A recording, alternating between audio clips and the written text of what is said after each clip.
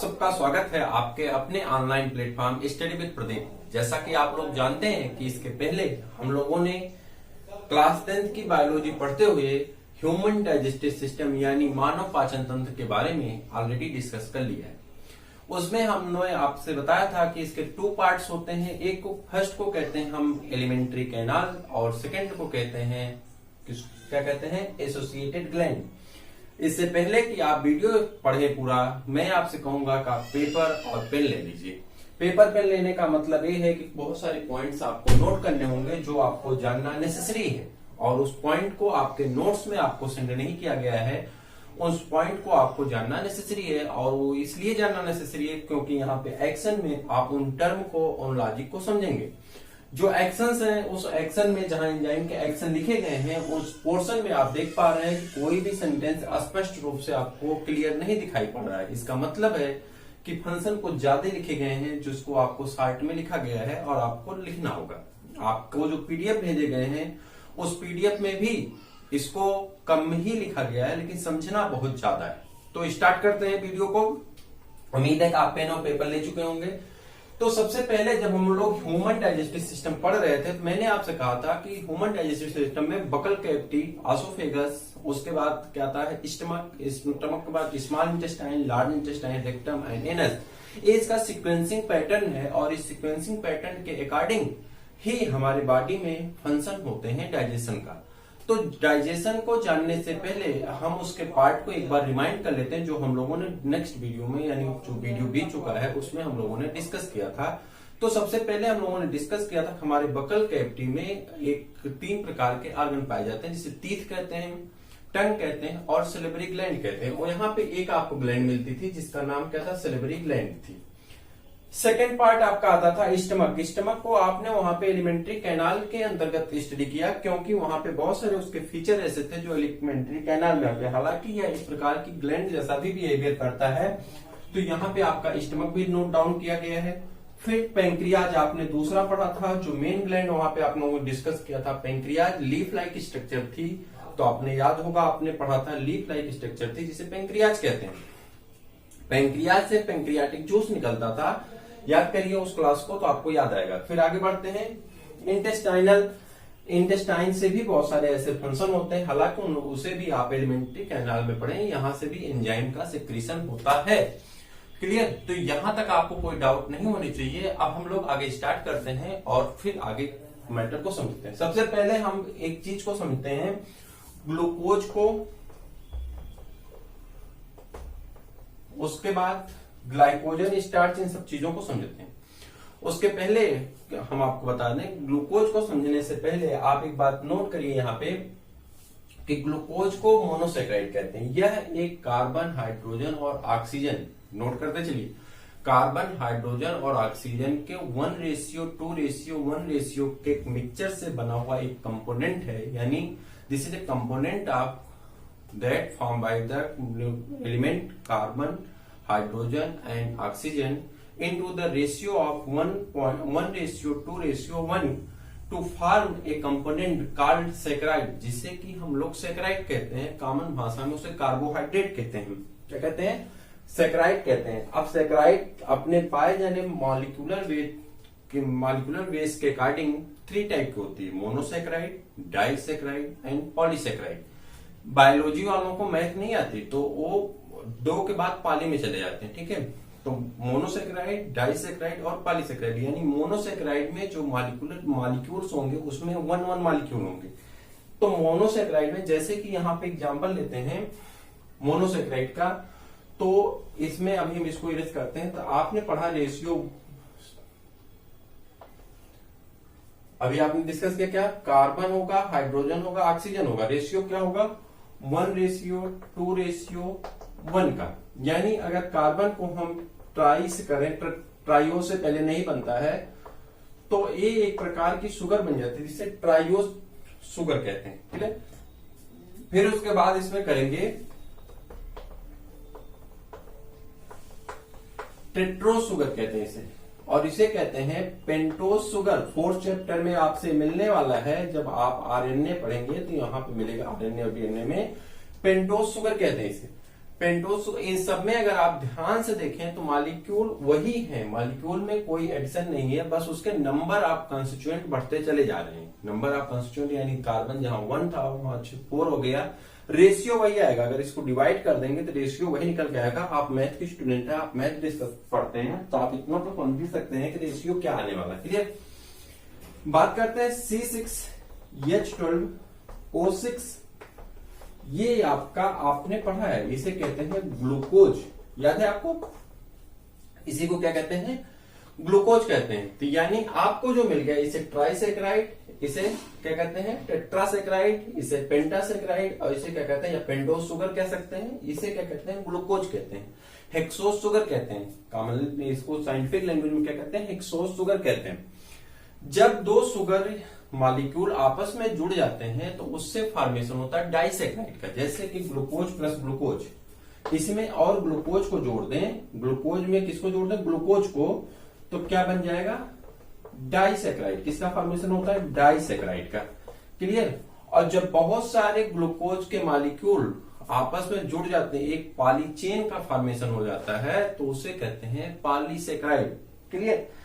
Polysaccharide और disaccharide 3 type के होते हैं। पॉलीसेक्राइड जो 3 टाइप, पहले डाइसेक्राइड की बात करते हैं, जो 3 टाइप के होते हैं, वो कौन कौन से होते हैं? एक होता है इसमें माल्टोज, एक काम कर, एक सेकेंड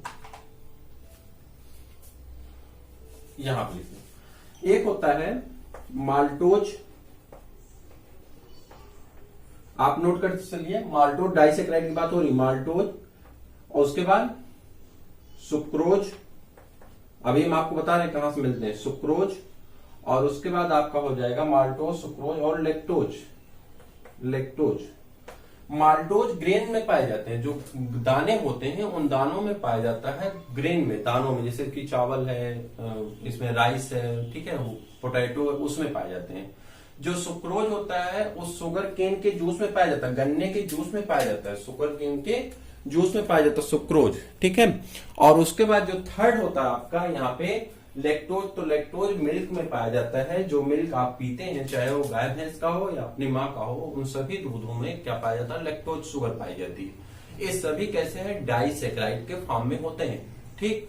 तो जो आप चावल खाते हैं या आप आलू खाते हैं या शुगर स्वीट पोटैटो खाते हैं, जो भी आप जो कार्बोहाइड्रेट के सोर्स आप लेते हैं, उसमें आप डाइसेक्राइड को लेते हैं या तो पॉलीसेक्राइड को लेते हैं, डायरेक्ट ग्लूकोज को नहीं लेते हैं, ठीक। तो यहां पे बात हो रही थी, ये तीनों क्या होते हैं? माल्टोज दानों में पाया जाता है, ठीक। दाना कौन से? जैसे गेहूं, चावल, चना, मटर, सरसों, इतने पाए जाते हैं। सुक्रोज गन्ने के जूस में पाया जाता है, लैक्टोज मिल्क में पाया जाता है, ठीक है। अब पॉलीसेक्राइड की बात कर लेते हैं। पॉलीसेक्राइड कितने टाइप के हैं? अब इसमें मिलियन ऑफ मॉलिक्यूल हो गए, ग्लूकोज ग्लूकोज ग्लूकोज जोड़ते चले जाइए, मिलियन ऑफ मॉलिक्यूल हो गए या 1000 मॉलिक्यूल हो गए, तो ये क्या हो जाता है? क्या हो जाता है? पॉलीसेक्राइड। पॉलीसेक्राइड 3 टाइप के होते हैं। कौन कौन से होते हैं? जल्दी से बता दीजिए। एक होता है सेलुलोज, दूसरा क्या होता है? जल्दी बताइए। सेलुलोज, स्टार्च और बोलोगे ग्लाइकोजन। ग्लाइकोजन, सेलुलोज, स्टार्च और ग्लाइकोजन। सेलुलोज और स्टार्च को आप क्या कहते हैं? जल्दी से बता दीजिए। सेलुलोज और स्टार्च इसे प्लांट पॉलीसेक्राइड कहते हैं, और ग्लाइकोजन को एनिमल पॉलीसेक्राइड कहते हैं। याद करो, तो इसके पहले आपने जब लीफ पढ़ा था, तो लीफ में आपने पढ़ा था कि ऑटोट्रॉपिक न्यूट्रिशन में कि जो प्लांट होते हैं उनके जो प्लांट अपना जो ग्लूकोज बनाता है उससे क्या काम करता है? वो स्टोर कर लेता है, और किस फॉर्म में स्टोर करता है? तो आप जल्दी से बता दें। स्टार्च के रूप में। और एनिमल के पास जब एक्सेस अमाउंट ऑफ ग्लूकोज होता है तो एनिमल उसे ग्लाइकोजन के रूप में क्या करता है? उसे कन्वर्ट करके स्टोर कर लेता है। क्लियर। तो यहाँ पे जो आपको मिल रहे हैं ये दोनों कहां से हो गए? तो इन चीजों के बारे में आप समझ गए। ये हो गया प्लांट के बारे में और ये हो गया आपका एनिमल के बारे में। इसी प्रकार से ये आपका एक निकल के आया, कौन सा? कार्बोहाइड्रेट। इसी प्रकार से जो फैट होता है वह भी किससे बना होता है? छोटे छोटे मॉलिक्यूलों से बना होता है। उसी प्रकार से आपका जो लिपिड होता है वह भी छोटे छोटे मॉलिक्यूलों से बना होता है। जो प्रोटीन होता है वो भी छोटे छोटे मॉलिक्यूलों से बना होता है। तो फैट जो होता है वो फैटी एसिड के छोटे छोटे मॉलिक्यूल से बनता है। प्रोटीन जो होता है अमीनो एसिड से बनता है। यह कॉन्स्टिट्यूएंट्स आपको नहीं पढ़ने हैं, ये आपके कोर्स में नहीं है, बस आपको उसको शो अप कर देना, बस बता देना है। हम इसलिए बता दिए कि आपको पॉलीसेकेराइड, डाइसेकेराइड और ग्लूकोज के बारे में स्पष्ट रूप से जानकारी हो, ताकि असर्शन और रीजन के क्वेश्चंस आप इजीली कर सकें। क्लियर? तो स्टार्ट करते हैं। हमारी जो ग्लैंड है उन ग्लैंड का फंक्शन और उसके बारे में समझते हैं। सबसे पहले सिलिवरी ग्लैंड की बात करते हैं, जो कि माउथ में पाई जाती है। नंबर होते हैं इसके 3 पेयर पाई जाती है, यानी टोटल संख्या कितनी होती है? 6। तो सिलिवरी ग्लैंड की बात करते हैं। सिलिवरी ग्लैंड से जो जूस निकलता है, जो एंजाइम निकलती है, उस एंजाइम को हम कहते हैं एमाइलेज। एमाइलेज को टाइलिन भी कहा जाता है। एमाइलेज को क्या कहते हैं? टाइलिन भी कहते हैं। अब टाइलिन का काम क्या होता है? एमाइलेज को क्या कहते हैं? टाइलिन कहते हैं। और टाइलिन का काम होता है कि ब्रेक डाउन करती है। किसको ब्रेक डाउन करता है? स्टार्च को, यानी स्टार्च को तोड़ करके किसमें कन्वर्ट करता है? डाइसेकेराइड में कन्वर्ट कर देता है। जो पॉलीसेकेराइड आप खाते हैं वो किसमें ब्रेक डाउन हो गई?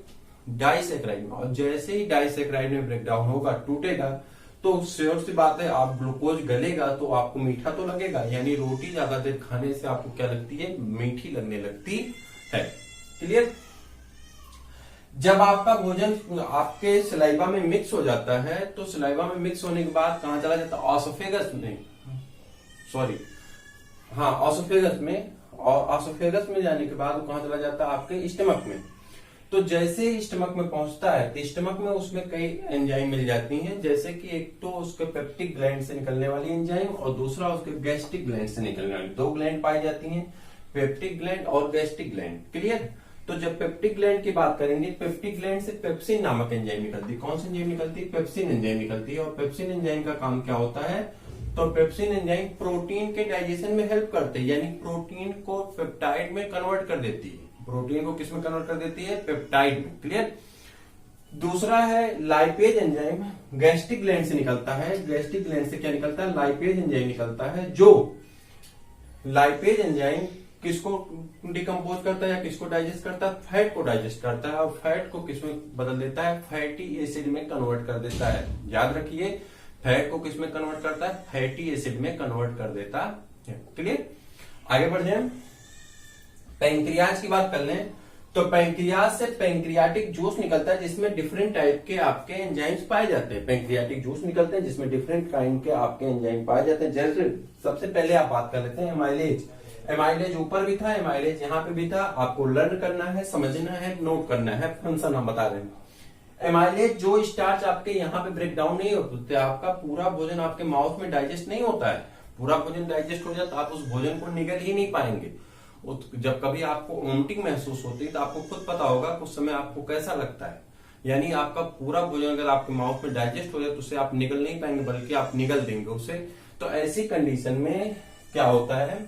एमाइलेज एंजाइम बचे हुए स्टार्च को या ग्लाइकोजन को, जैसे आप मीट खा रहे हैं, ठीक, तो अब जब आप कार्निवोरस हो गए, ठीक, कार्निवोरस नहीं कहते हैं उसे, नॉन वेजिटेरियन कहते हैं, ठीक। तो जब आप मीट खा रहे हैं तो ऐसी कंडीशन में आप में, और या जब आप पोटैटो खा रहे हैं या ऐसी कोई चीज खा रहे हैं स्टार्च जिसमें पाया जाता है, तो ऐसी कंडीशन में प्लांट की कोई चीज खाएंगे तो स्टार्च मिलेगा, एनिमल की मीट खाएंगे तो उसमें क्या मिलेगा आपको? ग्लाइकोजन। तो ये दोनों किसमें कन्वर्ट हो जाते हैं? डाइसेकेराइड में ब्रेक डाउन होते हैं। यानी डाइसेकेराइड किसमें? या तो सुक्रोज में, या तो माल्टोज में, या तो लैक्टोज में। क्लियर? जब आप पनीर खाएंगे तो पनीर किसमें कन्वर्ट हो जाएगा? लैक्टोज में। जब आप मीट खाएंगे, ठीक, तो किसमें कन्वर्ट हो जाएगा? सुक्रोज में। ठीक, उसी प्रकार से जब आप इसको खाएंगे तो भी स्टार्च भी कन्वर्ट हो जाएगा किसी न किसी मॉलिक्यूल में, जैसी डाइसेकेराइड बन सकती है उसमें बन जाएगी। लाइपेज की बात करते हैं। लाइपेज क्या काम करता है? फैट को फैटी एसिड में ब्रेक डाउन कर देता है। जो फैट है, फैट अभी मॉलिक्यूलर वेट पे है, हाई मॉलिक्यूलर वेट पे है, पॉली मॉलिक्यूलर वेट पे है, उसे फैटी एसिड में कन्वर्ट कर देता है। उसके बाद 3 एंजाइम और पाई जाती हैं, प्रोटियोजेज, ट्रिप्सिन और काइमोट्रिप्सिन। 3 एंजाइम है, प्रोटियोजेज, ट्रिप्सिन और काइमोट्रिप्सिन, जिनका काम होता है लार्ज प्रोटीन के मॉलिक्यूल को स्मॉल प्रोटीन के मॉलिक्यूल में तोड़ देती हैं या पेप्टोन में तोड़ देती हैं, यानी प्रोटीन को पेप्टोन में तोड़ने का काम करती है। क्लियर? आगे बढ़ जाते हैं। इंटेस्टाइन, हाँ, यहाँ पे एक और है न्यूक्लिएज, जो लाइपेज का ही हिस्सा है ये, ठीक, न्यूक्लियस एंजाइम किसमें आता है? पैंक्रियाज से निकलता है। ठीक है, न्यूक्लियस एंजाइम जो न्यूक्लिक एसिड, जिसे डीएनए या आरएनए कहते हैं आप, ठीक, न्यूक्लिक एसिड को किसमें तोड़ देते हैं? न्यूक्लियोटाइड में कन्वर्ट कर देते हैं, यानी ब्रेक डाउन कर देती हैं। आगे बढ़ जाते हैं, इंटेस्टाइनल से निकलने वाले जैसे कि सुक्रोज, माल्टोज और lactase. Sucrase enzyme, maltase enzyme और लैक्टेज एंजाइम, याद रखना डाइसैकेराइड क्या होती है? Sucrose, maltose, lactose. एंजाइम कौन है? सुक्रेज, बस ओ की जगह पे ए हो जाएगा, सुक्रोज, सुक्रेज, माल्टेज और लैक्टेज, ठीक, और लाइपेज, ये किसको कन्वर्ट करती हैं? तो सुक्रेज, माल्टेज और लैक्टेज कन्वर्ट किसको करते हैं? डाइसैकेराइड को मोनोसैकेराइड में, यानी ग्लूकोज में कन्वर्ट कर देती हैं। और आपके भोजन करने का मकसद यही था, एनर्जी को प्राप्त करना, तो आपको एनर्जी मिल जाती। साथ में लाइपेज किसको कन्वर्ट कर देती है? फैट को फैटी एसिड में। फैट को किसमें कन्वर्ट कर देती है? तो फैटी एसिड में कन्वर्ट कर देती है। तो इस प्रकार से आपने जो देखा कि यहाँ पे पूरी समरी आपके सामने है, कैसे आप भोजन को जो ईट करते हैं वो कैसे डाइजेस्ट होता है और कैसे आपको कन्वर्ट करता है, कैसे आपको इससे एनर्जी प्राप्त होती है। इन सभी चीजों के बारे में आई होप कि आप बहुत आसानी से समझ में भी आ गया, आप इन चीजों के बारे में समझ भी गए।